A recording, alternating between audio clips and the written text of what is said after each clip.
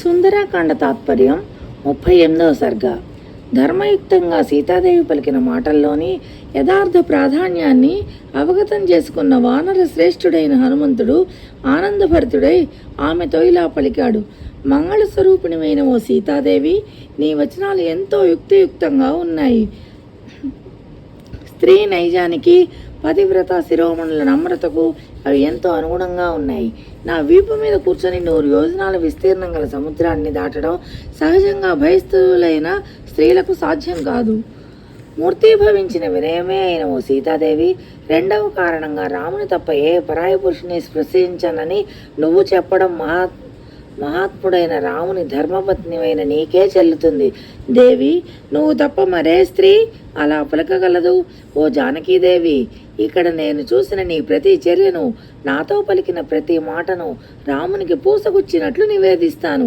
ఓ దేవి, రాముని పట్ల నాకు గల అచంచల భక్తి ప్రపత్తుల కారణాన ఆయనకు ప్రీతిని కలిగించాలనే కోరిక వలన మనస్సు కరిగి నిన్ను నాతో పాటు తోడ్కొని పోతానని చెప్పాను. ఇందుకు ప్రత్యేకించి మరో కారణం ఏదీ లేదు. లంకలో ప్రవేశించడం అసాధ్యం కనుక సముద్రం దాట శక్యం కాదని దవ్వడం చేత నిన్ను తోడ్కొని వెళ్ళగల సామర్థ్యం నాకు ఉందనుకోవడం వల్ల నేను ఇలా పలికాను. అంతకన్నా మరో కారణం లేదు.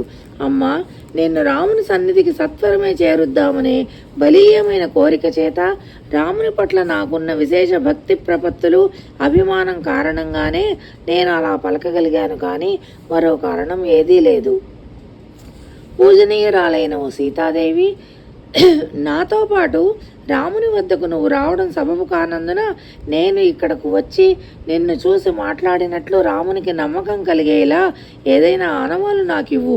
దేవకాంతను పోలిన సీతాదేవి హనుమంతుని పలుకులు విని కళ్ళు చెమ్మగిల్లగా దుఃఖంతో తడబడుతున్న స్వరంతో మెల్లగా ఇలా పలికింది. ఓ హనుమా, నేనిప్పుడు చెప్పబోయే ఉదంతాన్ని నీ పట్ల గట్టి నమ్మకాన్ని కలిగించే గుర్తుగా యథాతథంగా రామునితో చెప్పు.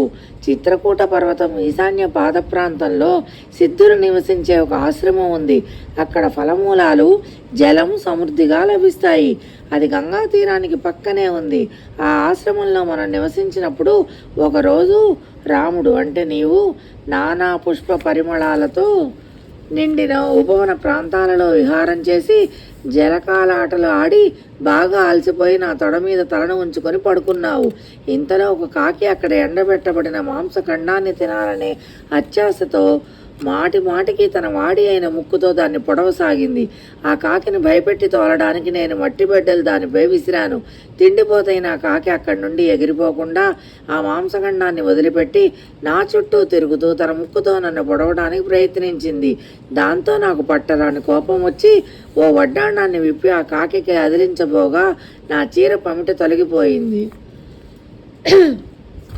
నేను పమిటను సర్దుకుంటూ ఇబ్బంది పడుతున్న సమయంలో నువ్వు నిద్ర నుండి లేచి నన్ను చూశావు. నా అవస్థను చూసి నువ్వు పరిహాసంగా నవ్వావు. అందుకు నాకు ముందు కాస్త కోపం వచ్చినా పిదప సిగ్గు చెందాను. ఇంతలో ఆహారం పట్ల ఆసక్తి గల కాకి నన్ను గీరింది. వెంటనే నేను నీ వద్దకు వచ్చేశాను. కాకి గొడవతో అలసిపోయిన నేను అక్కడ కూర్చొని ఉన్న నీ ఒడిలో తలపెట్టి పడుకున్నాను. కోపంతో ఉన్న నన్ను చూసి నవ్వుతూ నువ్వు ఊరడించావు. ఓ ప్రభు, అశ్రువులు స్రవిస్తున్న నా కళ్ళను వస్త్రంతో మెల్లగా తుడుచుకుంటున్నప్పుడు ఆ కాకి దాడి కారణంగా నేనెంత చిరాకు, విసుగు చెందానో నువ్వు అవగతం చేసుకున్నావు. బాగా అలసిపోయి ఉండడంతో నేను నీ ఒడిలో తల ఉంచుకొని చాలాసేపు నిద్రపోయాను. నేను మేల్కొన్న తర్వాత నువ్వు నా ఒడిలో నిద్రించావు. ఆ సమయంలో మళ్ళీ ఆ కాకి అక్కడికి వచ్చింది. అప్పుడే నీ ఒడిలో నిద్రించి మేల్కొని లేచిన నా వద్దకు ఆ కాకి హఠాత్తుగా వచ్చి నా అంతరాన ముక్కుతో గీకింది. అంతటితో ఊరుకోక పదే పదే ఎగురుకుంటూ వచ్చి పలుమార్లు పొడుస్తూ నన్ను బాగా గాయపరిచింది. నా గాయాల నుండి స్రవించిన రక్త బిందువులచే నీ దేహం తడిసింది. ఆ విధంగా కాకి వల్ల అమిత బాధకు గురైన నేను సుఖంగా నిద్రపోతున్న శత్రువులకు సింహస్వప్నమైన నిన్ను నిద్రలేపాను. మహాబాహువులు గల ఓ రామ, స్తనాల మధ్య కాకిచే గాయపడి బాధపడుతున్న నా దురవస్థను చూసి నువ్వు తోక తొక్కిన త్రాచుపాములా రెచ్చిపోయి నిట్టూర్పులు విడుస్తూ ఇలా పలికావు. ఏనుగు తొండం వంటి ఊరువులు గలవో సీత, నీ స్తన మధ్య భాగాన గాయపరిచిన వాడెవడు? కోపించిన 5 తలల మహాసర్పంతో ఆడుకోరుతున్నవాడెవడు? ఇలా పలికి నువ్వు అటు ఇటు పరికించి రక్తసిక్తమైన ముక్కు వాడి అయిన గోళ్లతో నాకు ఎదురుగా నిలబడ్డ ఆ కాకిని చూశావు. ఆ కాకి ఇంద్రుని కుమారుడట, పక్షులలో శ్రేష్ఠుడట. వాయు వేగంతో సంచరించగల అతడు హఠాత్తుగా శరవేగంతో భూమి మీదకి దిగి వచ్చాడట. తర్వాత బుద్ధిమంతులలో సర్వశ్రేష్ఠుడవు, మహాబాహువులు కలవాడవు. మహాబాహువులు అంటే పొడవైన చేతులు గలవాడవు అయిన రామ, నువ్వు కోపంతో కళ్ళు ఎర్ర చేసి ఆ కాకిని కఠినంగా శిక్షింప సంకల్పించావు. మహాబాహువులు అంటే పొడుగైన చేతులే కాకుండా చాలా బలమైన, దృఢమైన అని కూడా అర్థం వస్తుంది. వెంటనే నువ్వు నా దర్భాసనం నుండి ఒక దర్భం తీసి దాన్ని బ్రహ్మాస్త్రంగా అభిమంత్రించావు. అప్పుడు బ్రహ్మాస్త్రాన్ని సంతరించుకున్న ఆ దర్భ ప్రళయ కాలాగ్నిలా ఆ కాకికి అభిముఖంపై ప్రజ్వలించసాగింది. ప్రజ్వలిస్తున్న బ్రహ్మాస్త్ర రూపంలోని ఆ దర్భను నువ్వు ఆ కాకి మీద ప్రయోగించావు. అంతే, ఆ మహాస్త్రం ఆకాశంలో వాయు వేగంతో ఎగిరిపోతున్న ఆ కాకిని వెంటాడింది. ఆ విధంగా దర్భ రూపంలోనే ఆ మహాస్త్రం వెంటాడుతుంటే ఆ కాకి దాని బారి నుండి తప్పించుకోవడానికి ఎన్ని చోట్లకి ఎగిరిపోగలదో అన్ని చోట్లకు వెళ్ళింది. తనను ఆ మహాస్త్రం నుండి రక్షించే వారికై ఈ లోకం యావత్తు గాలిస్తూ సంచరించింది. తనను రక్షించమని ప్రార్థిస్తూ ఆ కాకి ముల్లోకాలు తిరిగింది. దేవతలు కానీ మహర్షులు కానీ చివరకు తండ్రి అయిన దేవేంద్రుడు కానీ రక్షించలేరని తమ ఆసక్తతను వ్యక్తం చేయగా ఇక చేసేది లేక చివరికి నిన్నే శరణుజొచ్చింది. నిన్ను శరణు కోరి నేల మీద సాగిలపడిన ఆ కాకి చంపదగిందే అయినప్పటికీ శరణాగత వస్త్రుడవైన ఓ రామ, నువ్వు దానిని దయతో కాపాడావు. అలసి సొలసి గంపెడు దిగులతో వచ్చిన ఆ కాకిని చూసి, ఓ రామ, నువ్వు నేను ప్రయోగించిన బ్రహ్మాస్త్రం వ్యర్థం కారాదు కనుక ఏం చేయమంటావో చెప్పు అన్నావు. నీ అస్త్రంతో నా కుడికన్ను పోగొట్టు అని ఆ కాకి కోరగా నువ్వు ప్రయోగించిన అస్త్రం ఆ కాకి కుడికంటిని నిర్మూలించింది. ఆ రకంగా ఆ కాకి తన కుడికంటిని సమర్పించి ప్రాణాలు దక్కించుకుంది. ప్రాణాలు దక్కించుకున్న ఆ కాకి నీకు దశరథ మహారాజుకు ప్రణమిల్లి, మహావీరుడవైన ఓ రామ, నీ వద్ద అనుజ్ఞ పొంది తన నివాసానికి తరలి వెళ్ళిపోయింది. మహారాజైన ఓ రామ, నీ సమక్షంలో ఉండగా నన్ను బాధించినందుకు అల్ప ప్రాణి అయిన కాకి మీదనే బ్రహ్మాస్త్రం ప్రయోగించావు. అటువంటి నువ్వు ఏకంగా నన్ను అపహరించుకుపోయిన వాడిని ఎందుకు ఉపేక్షిస్తున్నావు? పురుష శ్రేష్ఠుడైన ఓ రామ, నువ్వు సమధికోత్సాహం వహించి నా పట్ల దయచూపు. నువ్వు నాకు నాథుడవై ఉండగా నేను ఇప్పుడు దిక్కులేని అనాథ వలె ఉన్నాను. ఇతరుల శోకాన్ని ఉపశమింపజేయడం, వారిని కష్టాల నుండి అధిగమింపజేయడానికి దోహదపడడం ఇవి అత్యుత్తమమైన ధర్మాలనే విషయం ఓ రామ. నేను నీ ముఖతానే విన్నాను. నువ్వు మహాపరాక్రమవంతుడివి అంటే నువ్వు చెప్తుంటేనే విన్నాను అని. నువ్వు మహాపరాక్రమవంతుడవని, ఉత్సాహంతో పాటు మహాబలం గలవాడవని నేను ఎరుగుదును. నువ్వు ఆ అసాధ్యాలను సుసాధ్యం చేయగలవాడివి. గాంభీర్యంలో సముద్రం అంతటి వాడివి. ఏది నిన్ను ఆందోళనకు గురి చేయదు. సముద్ర పర్యంతం వ్యాపించి ఈ విశాల భూమండలానికి నువ్వు ప్రభువు, దేవేంద్రునికి సాటి అయిన వాడివి. ఈ విషయాలన్నీ నాకు తెలియనివి కాదు. అస్త్రవేత్తలలో సర్వశ్రేష్ఠుడు, సత్యసంధుడు, మహాశక్తిమంతుడు అయిన రాముడు రాక్షసుల మీద అస్త్రప్రయోగం చేయకుండా ఎందుకు ఉపేక్షిస్తున్నాడు? నాగులు కానీ, గంధర్వులు కానీ, అసురులు కానీ, మరుద్గణాలు కానీ యుద్ధంలో రాముని శస్త్రాస్త్రాల ధాటిని ముమ్మాటికి తమాయించుకోలేరు. అటువంటి మహాపరాక్రమశాలి అయిన రామునకు నా సంక్షేమం పట్ల కించిత్తు అయినా అక్కర ఉంటే తన తీక్ష్ణ శస్త్రాస్త్రాలచే రాక్షసులను ఎందుకు రూపుమాపటం లేదు? మహాపరాక్రమశాలి, మహావీరుడు, శత్రువుల పాలటి సింహస్వప్నంగా పరిణమించిన వాడు అయిన లక్ష్మణుడైన అన్నగారి అనుజ్ఞ తీసుకొని నన్ను ఈ దురవస్థ నుండి కాపాడడానికి ఎందుకు నడుం బిగించడం లేదు? అగ్ని వాయుదేవులకు ధీటైన శక్తి, తేజస్సులను సంతరించుకున్న పురుష శ్రేష్ఠులైన ఆ రామలక్ష్మణులను దేవతలు కూడా ఎదుర్కొనలేరు. అంతటి శౌర్య ప్రతాపాలు ఉండి కూడా వారెందుకు నా పట్ల తాత్సారము, ఉపేక్ష వహిస్తున్నారు? నేనేదో మహాపాపానికి ఒడిగట్టి ఉంటాను, అందులో ఎలాంటి సందేహము లేదు. కాబట్టే శత్రువులను అలవోకగా పరిమార్చడంలో సమర్థులైనప్పటికీ రామలక్ష్మణులు నా దుస్థితిని పట్టించుకోకుండా ఉన్నారు. ఈ విధంగా సీతాదేవి కన్నీరు మున్నీరై వచించిన దైవనీయమైన పలుకులు విని మహా తేజస్సాలి వాయునందనుడు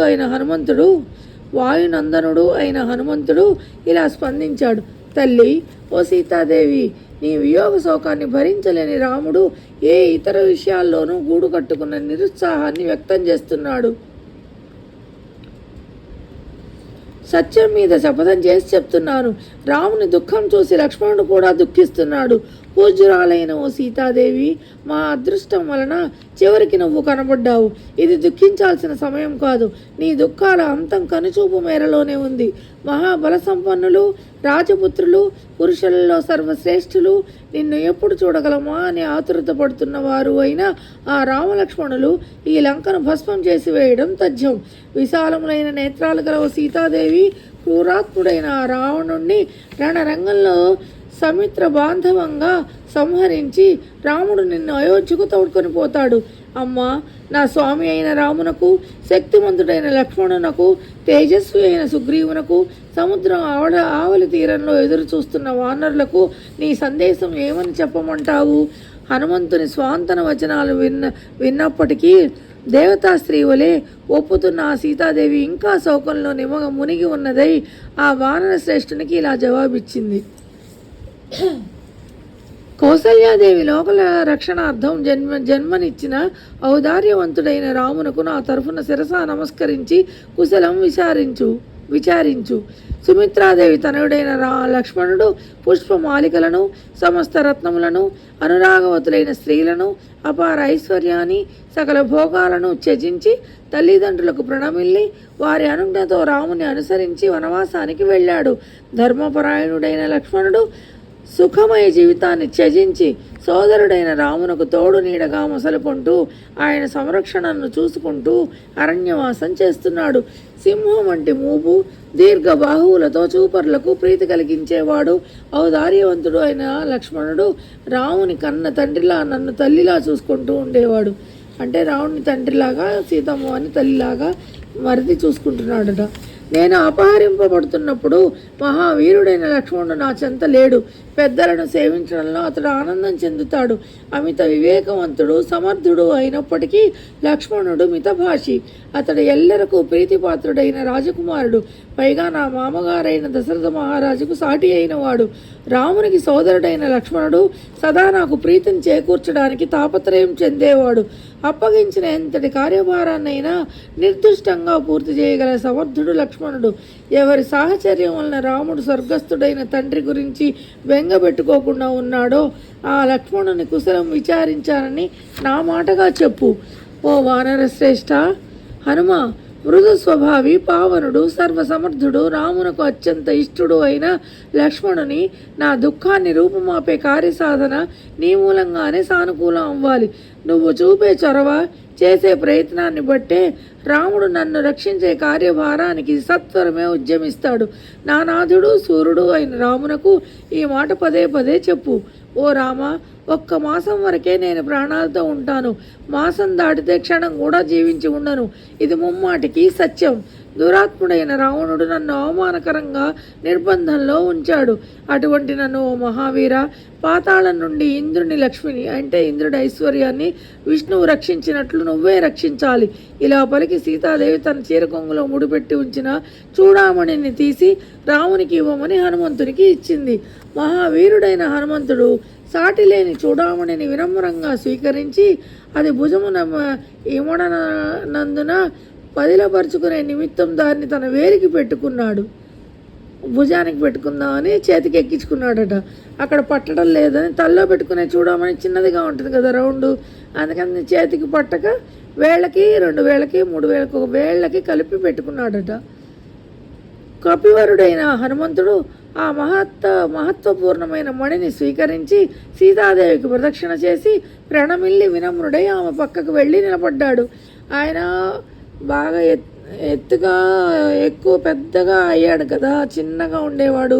అందుకని ఆయన వేలికి సరిపోయిందట, వేలికి పెట్టుకున్నాడట.